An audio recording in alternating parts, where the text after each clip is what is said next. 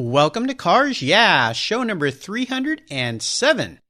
This week on Cars Yeah, we're celebrating the Concorso Italiano and talking with sponsors of this spectacular event that takes place during the Monterey Pebble Beach Car Week in California. You can learn more about this event at www.concorso.com. Hard work beats talent when talent fails to work hard.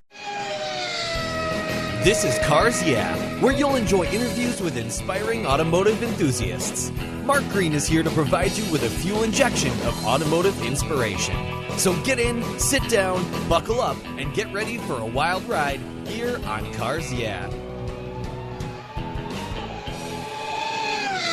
Hello, automotive enthusiasts. I'm revved up and so excited to introduce today's very special guest, Eric Keller.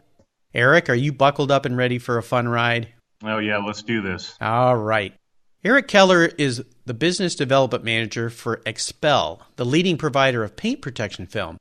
XPEL designs, manufactures, and distributes a proprietary software and patented material that's used by automotive manufacturers and enthusiasts alike to protect their paint, headlights, and automotive surfaces. Eric works with dealerships across the country to create effective paint protection film programs for their vehicles and for their customers. I'm proud to say that I'm an XPEL user. It's on my vehicles. And XPEL is a sponsor of the Concorso Italiano that takes place every August during the Monterey Pebble Beach Car Week. So Eric, I've told our listeners just a little bit about you. Would you take a moment and share some more about your company and, of course, your passion for automobiles? Well, sure thing. So XPEL has been around since 1997, and we were a software company first. And we've been in the business to create kits to protect the front end of a car. Mm-hmm. A lot of these bumpers are very intricate with lots of different alignment points.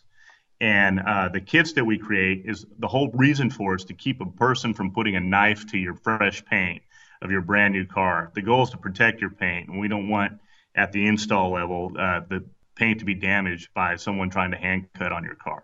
So the pieces come to the installers and to the users already pre-cut out so they're easier to apply? Yes, we have over 85,000 different patterns in our database. Wow. Virtually anything you can buy in the United States from the mid-90s on up, we got it for you. Wow. Well, it's an incredible product. As I mentioned at the beginning, I've used your products on my vehicles. I'm a car fanatic, as the listeners know, and I know how easy it is to apply. And even if you want to hire a professional to apply it to more intricate surfaces, is that a possibility as well? Yes. Great. Awesome. Great. Well, we'll learn a little bit more about you and XPEL as we move along, but I always like to start our journey by asking my guests for a success quote. It's a saying that's been instrumental in forming your life and your success, and it's a great way to get the inspirational tires turning here on Cars Yeah. So, Eric, take the wheel. I actually have two inspirational quotes for you. Awesome. The first one I kind of stole from reading the Austin American-Statesman years ago, and it was a story of Kevin Durant long before he became a member of the Oklahoma City Thunder. And his mother used to make him write this down all the time, and it's hard work beats talent when talent fails to work hard. Love it. Love it. And then the second quote is from John Paul Getty, and his is, "The meek shall inherit the earth, but not the mineral rights." Well, tell me, how have you incorporated these two great quotes, and these are some new quotes here on Cars Yeah, I love that, into your success and into your business? Well, XPEL, we compete against large integrated chemical manufacturers with very short names that you would be very familiar with, like a 3M or an Avery Dennison or Eastman Chemical. Mm-hmm. And this is all that we do. So, some of the companies are in the Dow 30 with billions and billions of revenue, and they have endless finances. So we're the little guys. And we have a very specialized approach that we focus on automotive films only. And we found that we have to get out there and work harder than everybody else to create the brand that was recognized in the space for what we do. They have very talented people. We just feel like we've got to spend a few more hours every day in the office just to make it happen, or whether it's on the weekends at promoting the product. Weekends, nights, 24 hours a day. That is a key part of the guests here on Cars Yeah, the entrepreneurship of companies like yourself, people like yourself that work so hard. And I know that as we tried to connect, you are one busy guy. And you're an integral part of the company. Before I get to this next question, can you tell our listeners a little bit more about what your role there is? Okay, so I handle our business development activities. So if we are talking about bringing our film into new verticals, introducing it into enterprise with OEM relationships or with car dealerships or dealership groups, I also carry a P&L for a certain size of the U.S., particularly the Southeast, and work with our PR team on getting the message out. Awesome. Great. Well, as we continue, could you share a story with me that instigated your passion for cars? Could you tell me about that pivotal moment as you remember it in your life when you really realized that you were a car guy? Probably about 9 or 10 years old, I started really looking at cars. My parents were avid readers, and they would take me to B. Dalton Bookstore or something like that when I grew up in Southern California. And I always gravitated to the DuPont Registry or Robb Report, looking at the fancy cars that I think a Lamborghini Countach back then was $104,000. Yep. But the moment was that we were driving up Pacific Coast Highway 1 between Malibu to Santa Barbara, and I was in a big old, how do you say it, Tioga conversion camper. Uh-huh. They had a Dodge cab and then a camper on the back. Oh, yeah. And I saw coming up extremely fast, because I was facing to the rear from the camper, a red Lamborghini Countach. Nice. Flying up Pacific Coast Highway, and they must have been doing, back then the speed limit was 55. They must have been doing 110, 120 miles an hour with 2 or 3 California highway patrolmen in pursuit. Oh, gosh. And as a kid, I thought that was the coolest thing. So, that was the first time I was like, man, now I really would love to have one of those cars. Yeah, those are amazing. Well, back then they were even cooler cars. But great story, great start. Hopefully you've never found yourself hot in pursuit of the California Highway Patrol or the Texas Highway Patrol where you're living now. But what a way to start your passion for cars. I'd love to take a look at some of the roads you've driven down and talk about a challenge or even a great failure that you faced along the way in your career. It's a great part of our talk because it really has more to do with how you overcame that situation and what you learned from it. I would say June 28th of 2008 and June 29th, that was probably the toughest spot of my life. Just within 48 hours, I lost my dad to cancer. I lost my job. The stock market was melting down. I lost most of my savings, and my girlfriend ran off with somebody else in one weekend. This sounds like one of those country western songs, and I don't mean to make light of it, but oh my gosh, that's horrible. It was pretty much fast forward. So I visualize myself as kind of Captain Lieutenant Dan on top of the ship in Forrest Gump. Oh, yes. I just had one of those moments. Oh my God, you took everything away from me. You've got my attention. I'm not leaving you. Yes. What now? What now? Well, my goodness. How do you get over all of those things in life coming down on you at once? Well, what I learned about myself is you've got nowhere else to go but up, and you've got no one else to save you but yourself. Mm-hmm. And so it wasn't like I went through a pity party. I just said, I got to get up and do something now. When I lost my father, that was the biggest thing. Everything else was ancillary. Yes. And so it was forcing myself to get back as quick as I could. So immediately afterwards, I remember when the day we had the funeral, I did a 3.5-hour job interview just a couple hours before we put my father in the ground. Oh my gosh. Oh. Yeah. So I didn't want to waste time. He wouldn't have wanted me to do that. And it was just, push forward and then really identify what I wanted to do in life. So I had kind of a change in career path where I was in high tech for most of my life. And then I came to XPEL not too long after that. And it was different. And it was more, I would say, stability. I worked for a lot of venture-backed companies, and sometimes they were doing really well, or sometimes the model wasn't as successful and the companies were struggling. So this was a much easier, more fun thing to do right off the bat. And then I also saw that there was a lot of opportunity at this company. Well, it also has a lot to do with automobiles, obviously, which is your passion. But first and foremost, thank you for sharing a really personal line of stories. I can't imagine all of that happening at once to one person. But I would say you dropped a golden nugget there, and that is you can only go up when you're that far down. And you got to just stand up, step forward, and keep moving forward. And the spirit that your father left with you to do that is certainly a key part of your success as you move forward, right? That's correct. Yeah, great. Well, I appreciate you sharing that. Let's shift gears here and go to the other end of the spectrum. I'd love for you to share one of those stories where you had a real aha moment in your career. I like to say it's when the headlights come on and illuminated your way for a new idea or a new direction. And tell us the steps you took to turn your aha moment into a success. Well, when XPEL was much smaller than we were just a few years ago, we knew that we had to get out there and educate the customer and do it in a unique way because our unique marketing challenge. Our product is clear, and when you put it on a car, if it's installed right, you shouldn't notice it. It's not like if you're looking at rims or window tint on a car. Mm-hmm.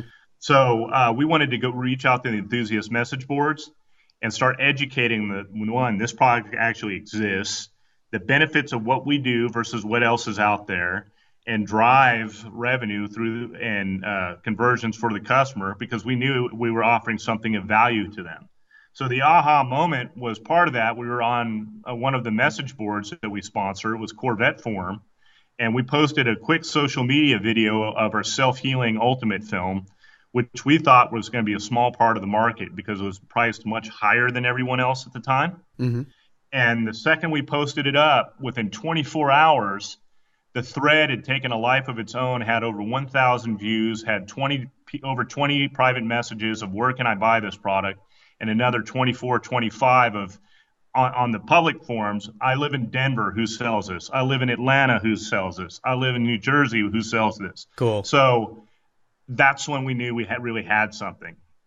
Yeah, it's awesome. You know, the ways to market businesses now are so different from the ways that were available and not available in the past. So reaching out to those enthusiasts, people like me who value their vehicles and want to protect them, people like me that like to drive, get out and use the car. It's not a garage queen, but you're just always afraid of those rock chips and potential damage from scuffs and things you hit on the road when you're going down the highway, even a little bug that can damage your paint. So fantastic story. How about proudest career moments? I would assume you've had many, but is there one in particular you can share with us today? Yeah, I would say it's not a specific moment. It's the overall picture of what we've been able to do at XPEL. This has kind of been a turnaround story where we encountered some hard times like everyone else did in the 08, 09 downturn when car sales fell through the floor. And we've been able to grow our company at a compounded annual growth rate at 70% a year for the last 4 years. Whoa, that's awesome.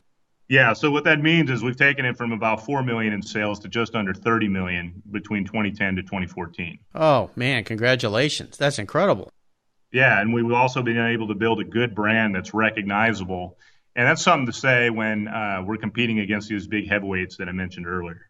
Oh, absolutely. Well, fantastic job. It's definitely something to be proud of, especially in a very competitive market when dealing with competitors that are as huge as you mentioned before.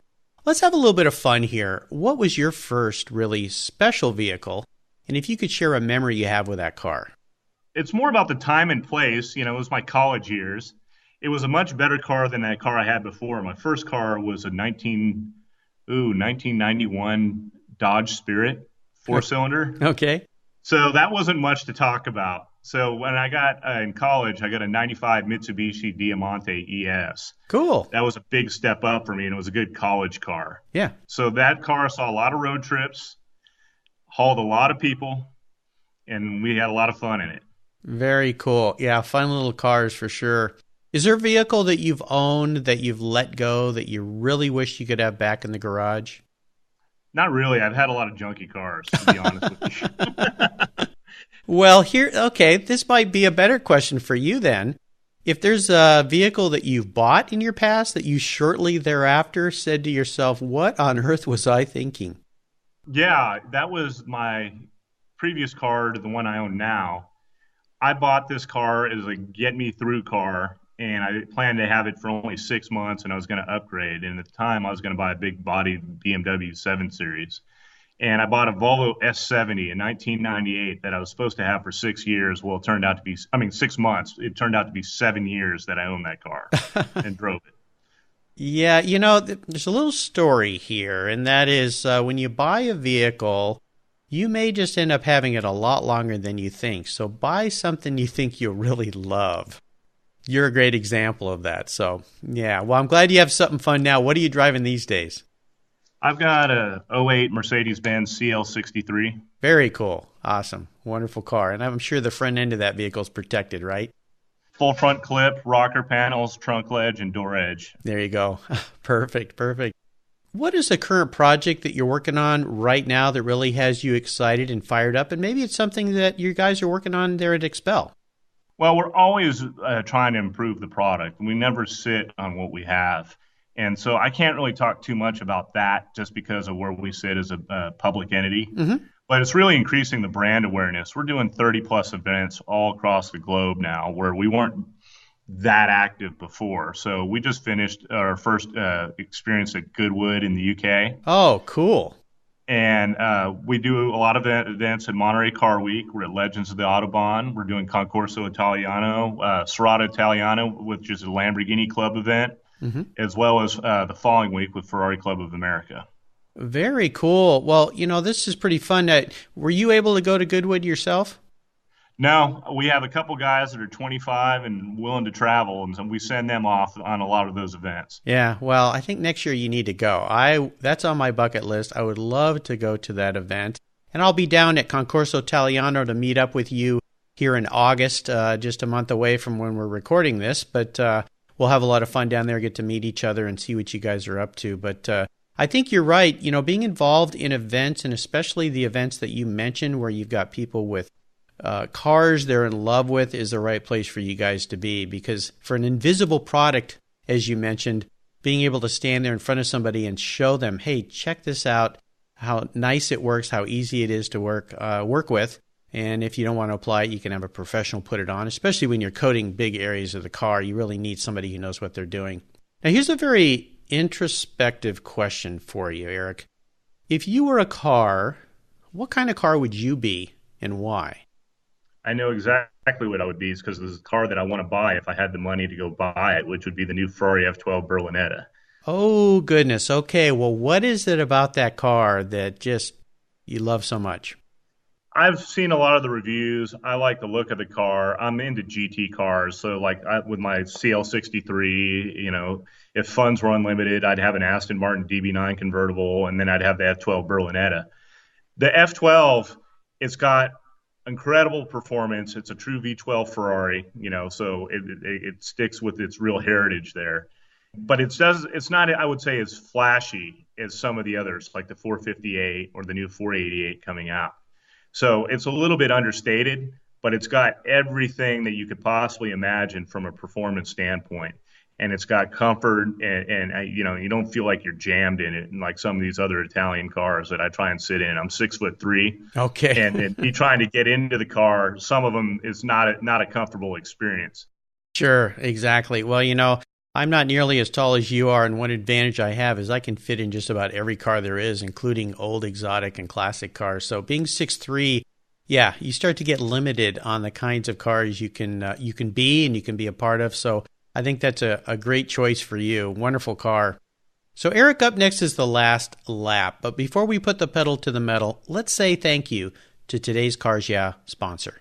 Have you turned your key and heard that dreaded tick, tick, tick, tick because of a dead battery? No worries. I've got the NOCO Genius Boost Jump Starter. This compact tool fits in your glove box and features rechargeable lithium battery technology that will start a dead battery in your car, boat, truck, or RV. It packs a whopping 12-volt, 400 amp starting power and can start up to 20 dead batteries on a single charge. Plus, it has built-in spark-proof technology with reverse polarity protection to safely jumpstart your vehicle. The compact, ergonomically designed clamps are solid copper for maximum conductivity, and there's a built-in ultra-bright dual LED flashlight with 7 modes, including an SOS emergency strobe. It's easily rechargeable with a USB outlet, and you can charge your smartphone or tablet while you're on the road. Works on any 12-volt lead-acid battery. The Genius Boost from NOCO is the ultimate emergency tool that's safe and easy to use. Quality design, state-of-the-art technology from NOCO, your battery care source since 1914. Get yours at geniuschargers.com.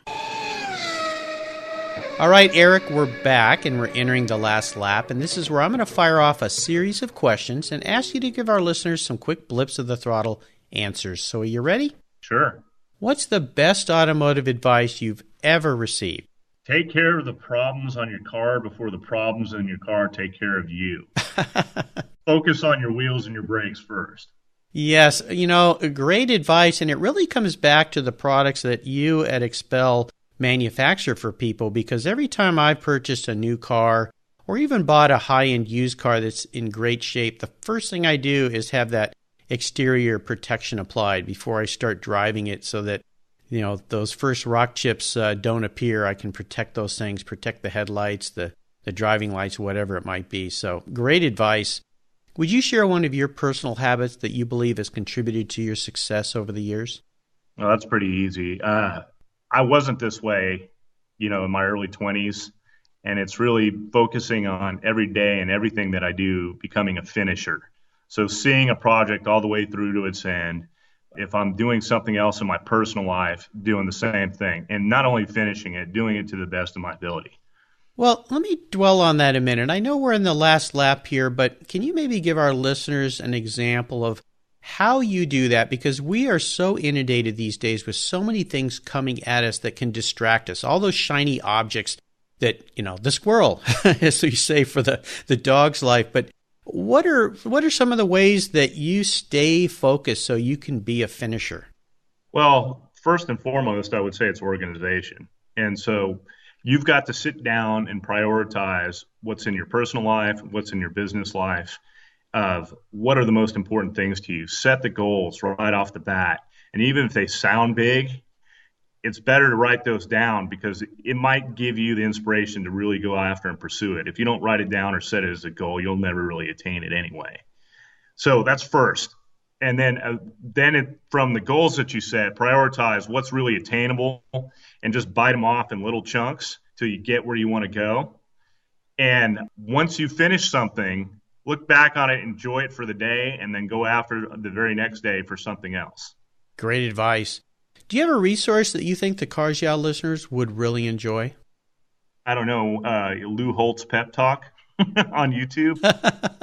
Now, there's a new one here. Lou Holt's Pep Talk on YouTube. There we go. Very nice. I like it. Do you have a book that you've read recently that you think our listeners would enjoy reading? Yeah, I just finished one last week by Peter Thiel called 0 to 1. 0 to 1. Well, that's a new one. What is it about that book you like so much?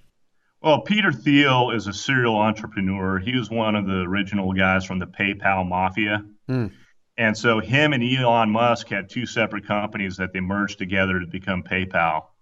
And they rode through the dot-com crash. They identified a singular market where they can dominate very well, very quickly, which was eBay, and then be able to roll out their platform to the rest of the world. After that, he was one of the first VC investor within Facebook, as well as one of the initial investors within Uber as well. So he's got a pretty good track record. He sees things a little bit differently from an entrepreneurial standpoint. And I like people who think differently. And he makes a good case for, identifying a business, what you should really know, and basically about like secrets about humanity in terms of if you really want to create a big business, have a secret, or your business should have a secret that most of the world doesn't know that what people want or what they need. Stepping aside from that, what we try to do here at XPEL is, we identify whatever we do, is it a vitamin or is it an aspirin? And if it's a vitamin, it's only good for you. But if you sell an aspirin, you're killing somebody else's pain. And that's usually where the sticky business models come from. Yeah, sounds like a great book. And listeners, we have a great spot on the Cars Yeah website, guest recommended books like this one Eric has recommended.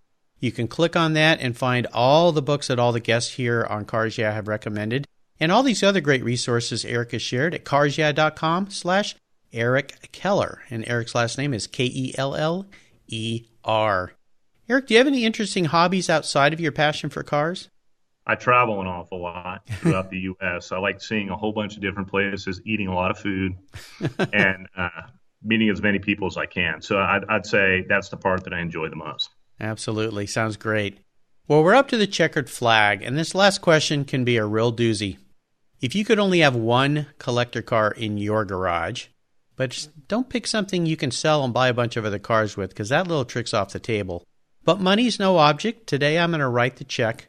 What would that one vehicle be and why? The Ford Mustang Fastback Steve McQueen drove in Bullitt. Ah, Steve's car. Okay, very cool. Well, what is it about that car that you love so much?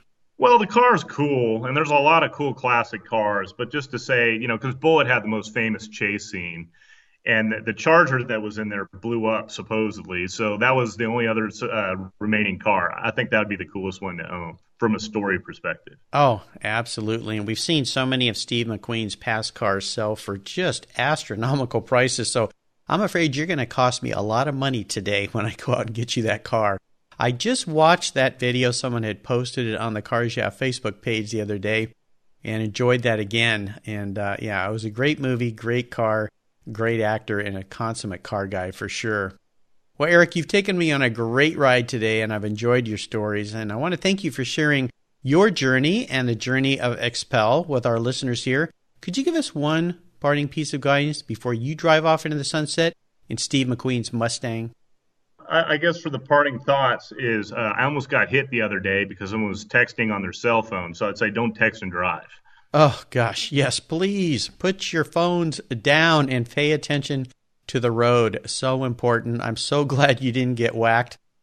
I'm glad you're okay, and great advice. And what's the best way for our listeners to learn more about you and XPEL? Okay, the best way to do that is first check out our homepage at www.xpel.com, and that's XPEL.com, no E in front of the X. A lot of people do that. Second, go to do a search in YouTube for XPEL paint protection. There's no better way for us to tell our story, but with like the high-def video that we provide out there, because you can actually see testimonials from customers, from our dealers who carry the product, whether it's dealerships or window tint shops or car detailers, and also you can actually see the process of how it's applied, so you can feel more comfortable or better acquainted with it before you go in and talk to somebody about it. Yeah, it's really cool, and I suggest our listeners go check this out, because when you think about applying a clear film to the front of a vehicle that has massive compound curves like so many cars do today, you sit there and go, how on earth does this work? But when you see somebody who knows what they're doing applying this, truly when it's done, you can't see it on the car. It's completely hidden. You can apply it around corners and wraps of the hoods and the doors and things like that. So great place to go, learn more about XPEL, fantastic sites. And listeners, you can find links to everything Eric has shared with us today, again, at carsyeah.com. Just put Eric, E-R-I-C, into the search bar, and his show notes page will pop right up. And don't forget to check out the Concorso Italiano. Learn more about this fantastic event. If you're going to be in the Monterey Peninsula in the middle of August this year, come by, check out Eric's booth at XPEL, say hello to me, or you can go to concorso.com and learn more. Eric, thank you for being so generous today with your time and your expertise, and for sharing your experiences with me and the listeners. Until we talk again, I'll see you at the Concorso Italiano. Thank you so much. You're welcome. Thank you so much for joining us on today's ride here at Cars Yeah. Drive on over to carsyeah.com to find show notes and inspiring automotive fun. Download your free copy of Filler Up, a fun book filled with gorgeous photographs of fuel filler fun, including quotes from more inspiring automotive enthusiasts. Download your copy today, and we'll see you next time on Cars Yeah.